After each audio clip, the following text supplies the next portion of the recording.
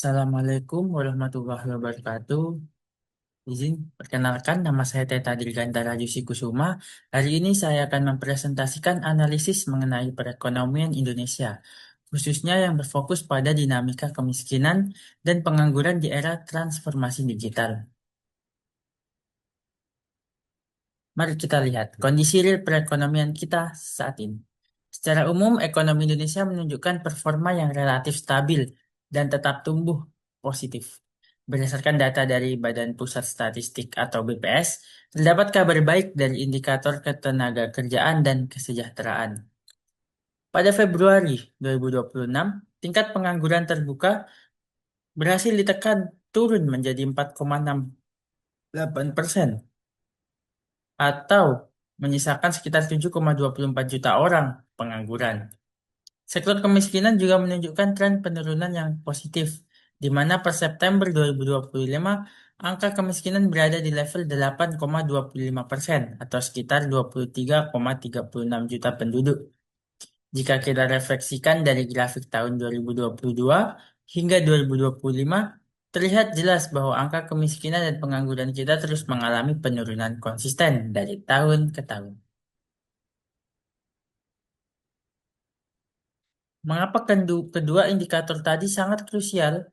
Jawabannya adalah karena kemiskinan dan pengangguran memiliki hubungan timbal balik yang sangat erat. Ini adalah sebuah lingkaran setan atau poverty cycle.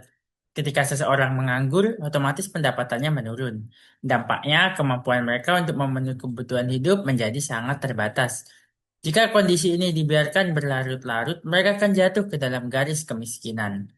Sebaliknya, kemiskinan akan membatasi akses seseorang terhadap pendidikan dan pelatihan yang bermutu. Tanpa keahlian, peluang mereka untuk mendapatkan pekerjaan yang layak menjadi sangat kecil. Di era digital saat ini, tantangan ini semakin nyata. Tenaga kerja yang tidak dibekali keterampilan digital dipastikan akan kalah bersaing di pasar kerja. Untuk membedah fenomena ini, kita bisa menggunakan tiga pisau analisis teori ekonomi. Pertama, teori Keynes oleh John Maynard Keynes. Teori ini memandang pengangguran terjadi karena rendahnya permintaan agregat dalam perekonomian. Saat konsumsi masyarakat lesu dan investasi menurun, perusahaan terpaksa memangkas produksi dan mengurangi karyawan. Solusinya, pemerintah wajib mengintervensi dengan meningkatkan belanja negara, menyalurkan bantuan sosial, serta menggenjot proyek pembangunan demi memicu lapangan kerja dan daya beli. Kedua, teori human capital dari Gary Becker. Teori ini menekankan bahwa pendidikan dan pelatihan adalah bentuk investasi jangka panjang untuk mendongkrak produktivitas. Dalam konteks Indonesia saat ini, investasi terbaik adalah peningkatan keterampilan digital. Tanpa adanya pemutakhiran kompetensi teknologi, tenaga kerja kita tidak akan mampu menyerap kebutuhan industri modern.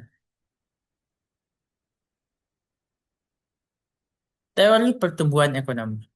Yang ketiga, teori pertumbuhan ekonomi ini menyebutkan bahwa motor utama pertumbuhan ekonomi jangka panjang adalah kualitas SDM, inovasi teknologi, investasi, dan produktivitas.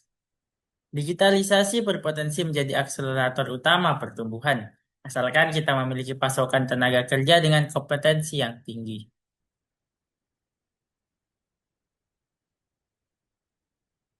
Pemerintah Indonesia tidak tinggal diam dan lelah meluncurkan berbagai kebijakan strategis di antaranya. Program Kartu Prakerja untuk upskilling tenaga kerja, bantuan sosial guna menjaga bantalan ekonomi masyarakat miskin, mendorong digitalisasi UMKM agar naik kelas, membangun infrastruktur internet hingga ke wilayah pelosok, mengembangkan hilirisasi industri untuk membuka lapangan kerja baru, serta penguatan pendidikan vokasi yang berbasis kebutuhan industri. Sebagai langkah mitigasi ke depan, ada beberapa rekomendasi konkret yang harus kita dorong bersama.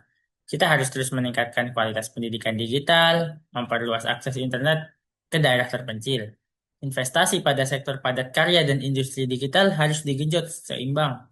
Sinergi atau kerjasama antara pemerintah, perguruan tinggi, dan dunia industri mutlak diperlukan agar tidak terjadi mismatch keterampilan di pasar kerja.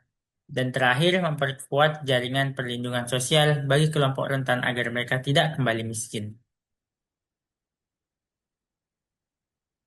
Jadi, rekan-rekan sekalian, sebagai kesimpulan, perkembangan ekonomi digital di Indonesia bagaikan dua sisi mata uang. Di satu sisi, yang membawa dampak positif berupa efisiensi, produktivitas, dan lapangan kerja baru.